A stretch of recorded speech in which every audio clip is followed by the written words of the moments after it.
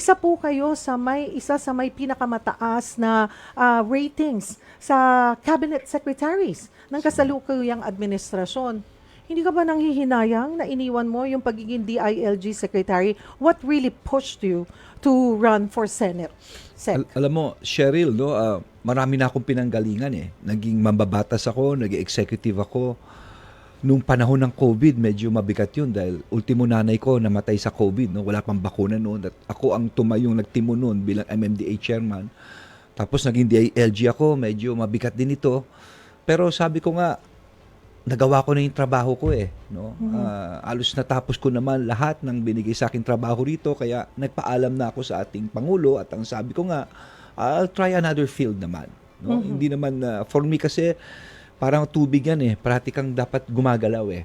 What is important, no? Pagkatapos ng nagawa mong trabaho, mission accomplished, tapos na, at yun naman. No? Hindi rin po biro kasi ang trabaho ng pagiging DILG secretary. Actually, mga kapatid, alam nyo, napakalawak po ng sakop nitong ahensya na ito. Hindi rin po maikakaila yung mga nagawa nyo po sa departamento. At katulad na nabanggit ko po kanina, ay maganda ang ratings nyo po bilang hindi po kayo isa sa pinakamataas pero pinakamataas. Isa po doon sa nakita namin na survey na napakataas ng trust ratings nyo po sa pagiging DILG secretary. Pero ano talaga, may nag-impluwensya din pa. Parang hindi rin ba kayo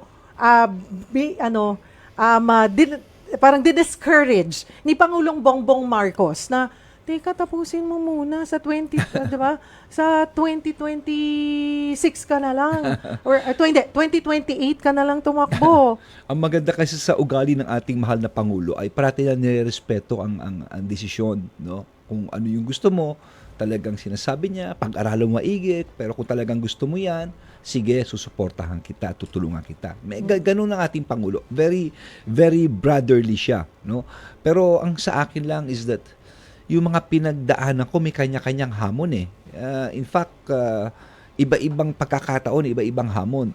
Pero itong huli, itong DILG, hamon in the sense na talagang at any given time, magkamali ka ng desisyon, maski isa lang, talagang puputokan ka sa mukha mo at malaking gulo dahil everyday sa ginawa ng Panginoon, marami mga desisyon na dapat ang desisyon mo ay tama, nauukol, no? Sa tingin mo, ang popular ba to o hindi pa popular? Sundin mo lang sa puso mo kung ano yung tama. No? Huwag kang matakot. May mga ganon.